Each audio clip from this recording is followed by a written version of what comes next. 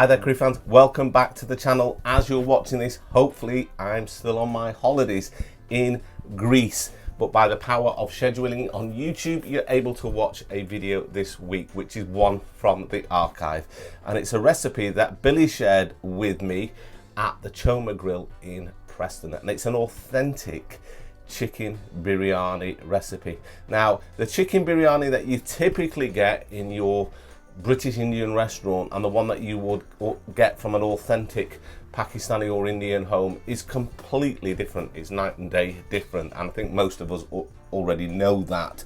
The way that they cook a biryani is so different than the BIR style, and that's what Billy's going to show you in this week's video. So if you want an authentic chicken biryani recipe, this is the one for you to watch. Enjoy. First we're going to add some oil to fry the onions.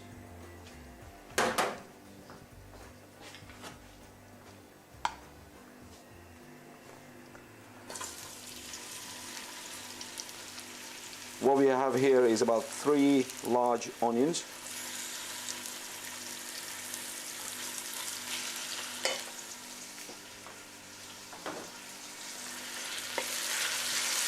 We're going to fry them until they're dark brown. While the onions are getting brown, we'll start cooking the rice. Now that we're starting to cook the rice, what we'll add is a couple of teaspoons of salt and then add rice to it.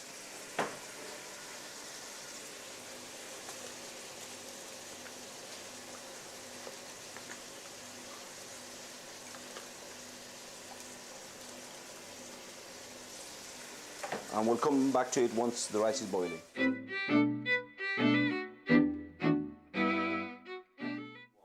Now we're going to add the most expensive spice into the rice, which is saffron.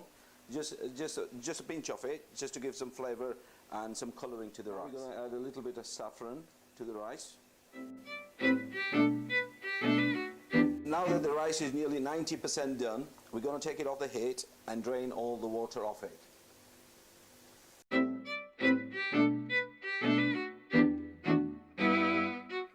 What we're going to do now, we're going to strain all the water out of the rice. As we mentioned before, the rice is now 90% cooked, and we'll do the rest of the cooking when we mix the biryani sauce with the rice. The onions have been frying for about 15 minutes, and this is how dark or how cooked we want them to be. What we're going to do now is add a bit of ginger, garlic, and a bit of tomato paste. And stir it quickly and lower the heat down. And we're going to add some tomatoes now.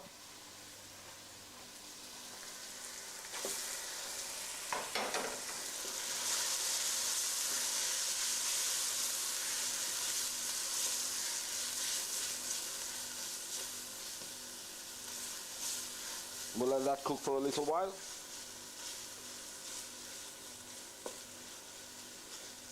Okay, we're going to start adding all the other ingredients now. So the first thing is all the powdered masalas go in. Next would be mint, coriander, and green chilies. Okay, we've got about 4 tablespoons of yogurt. I'm going to start mixing everything together.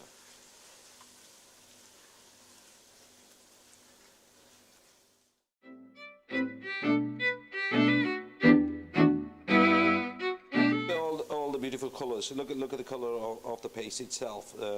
Now what we're going to do is add the chicken to it.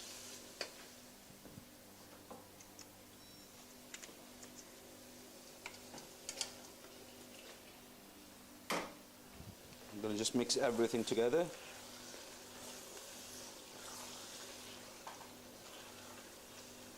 So you're using chicken on the bone here, Billy? Yes, we are.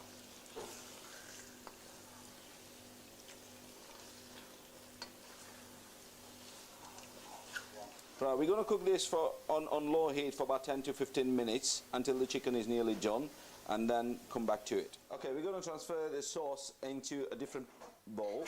The reason for that is we're going to start mixing the rice and the sauce into layers.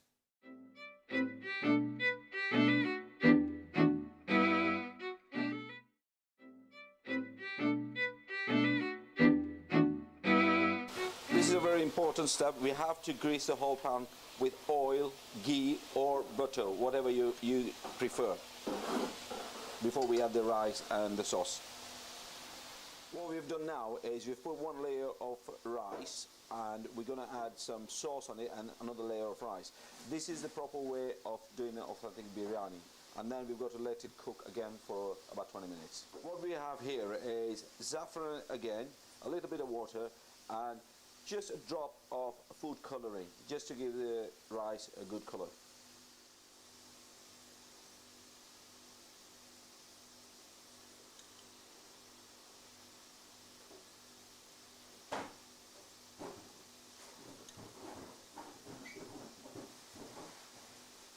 Always remember, we don't have to put a lot of it because it's going to mix it. The next step would be to add the chicken biryani masala on top of the rice and just spread it evenly.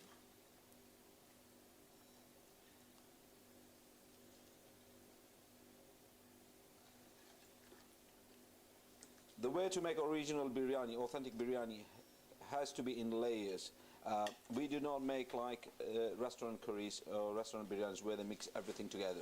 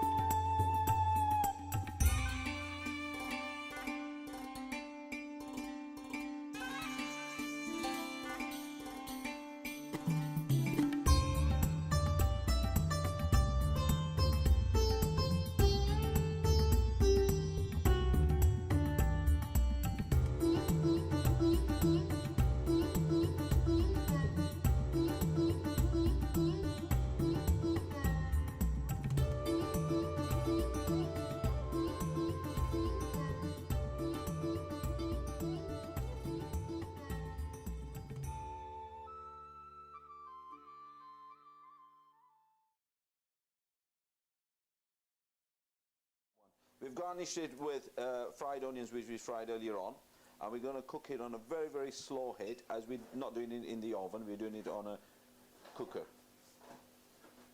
And put the lid back on, and we're going to leave it for about 15-20 minutes.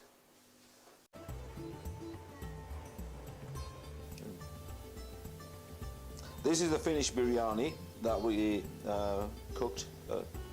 And we're going to put it on a plate, and Julian's going to taste it and give us his honest opinion. Okay. As you can see the layers now. You see the rice at the bottom, the sauce in the middle, the masalas in the middle, and then rice on top. And it's been cooking, on the stove at a very slow heat for about 20-30 minutes now. So it's ready to be served. So here we have the chicken biryani, and I'm just going to do the taste test. And as you saw, it wasn't too difficult to make. You saw Billy's method there, and the secret really is is those layers, and then cooking it very slowly just to finish it off, because as you saw, he only did the rice up to about 90% and then just finished it off on a very low light so that everything cooked together.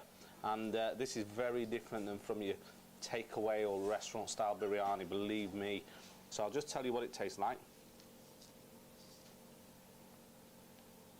Wow. Wow. You can taste the layers of spices and flavors distinctly. You know, sometimes when you cook something and you just mash it all together in a pan, like a wok style cooking like they do with the biryani in the restaurant style biryani, you don't taste those subtle layers, you don't taste the differences. So you can taste rice, but then you can taste the masala. Let's just try the meat. Wow, that chicken is so tender, and that's the difference when you cook chicken on the bone, and there's no comparison. Wow. As it cooked for a long time, you can taste all the flavors of the different masalas and spice blends in that meat. This is really, really good. And those crispy onions, by cooking those onions for such a long time and allowing them to caramelize and become really intense, they really sort of infuse flavor into the biryani, and that's the secret. You can't rush it. It's not something you can just, even though it didn't take too long to cook, it's not a quick dish, but the end result is absolutely worth it. Really good. That's a thumbs up from me. If you're in the local area, you definitely want to try Billy's biryani. He does the chicken biryani on a Thursday, and he does a lamb biryani on a Sunday. Those are the 2 days he does his biryani, so certainly head over to the Choma Grill if you want to try that biryani. And you can ring as well. Yeah, you can order it over the phone, and Billy will take that order for you. So, wonderful. I'm just going to finish it off.